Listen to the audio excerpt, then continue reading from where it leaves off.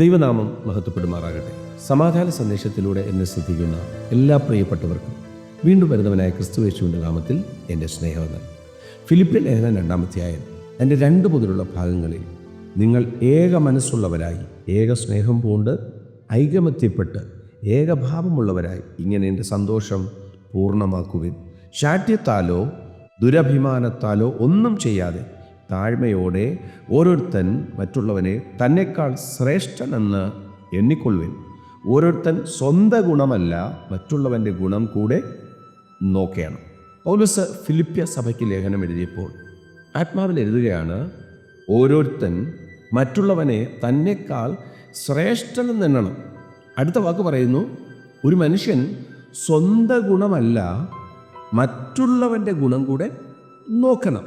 അതിൻ്റെ ആദ്യം പറഞ്ഞു തുടങ്ങുന്നത് തന്നെ ഏക മനസ്സുള്ളവരായി, ഏക സ്നേഹം പൂണ്ട്, ഐകമത്യപ്പെട്ട്, ഏകഭാവമുള്ളവരായി. എന്നിട്ടാണ് പറയുന്നത് മറ്റുള്ളവരെ തന്നെക്കാൾ ശ്രേഷ്ഠനെന്നെണ്ണാൻ. പലപ്പോഴും പ്രിയരെ, ഐക്യത നഷ്ടപ്പെടുക, സ്നേഹം നഷ്ടപ്പെടുക, ഒരു മനസ്സ് നഷ്ടപ്പെടുക, ഇതെല്ലാം സംഭവിക്കുന്നത് എപ്പോഴെന്നറിയാവോ? അഭിപ്രായങ്ങൾക്കകത്ത് വ്യത്യാസവും അസൂയയും ഹൃദയത്തിനകത്ത് വരുമ്പോഴാണ്. എന്ന് വെച്ചാൽ എന്നെക്കാൾ അവൻ വളരരുത്, അല്ലേ എന്നെക്കാൾ ഒരു പടി പോലും എന്ത് ചെയ്യരുത്, അവൻ ഉയർന്നു വരരുത്. ഇങ്ങനെയൊക്കെയുള്ള ചിന്തയാണ് നമ്മളെ പലപ്പോഴും ഇടർച്ച ഉണ്ടാക്കുന്നത്.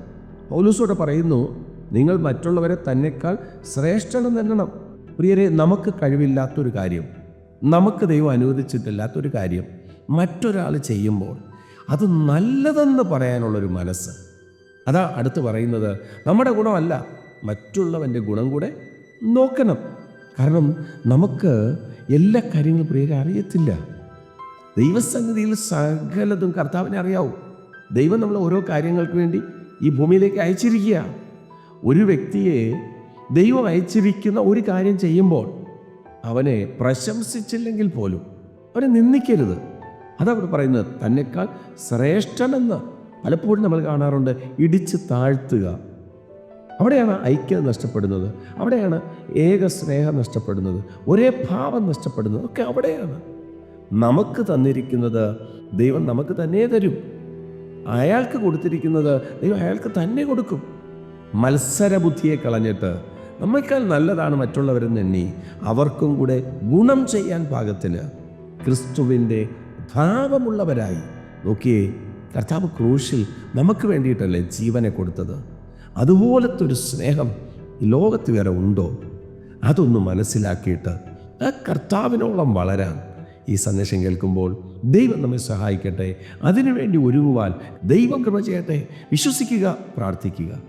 ദൈവം വിശ്വസ്തൻ. God bless U.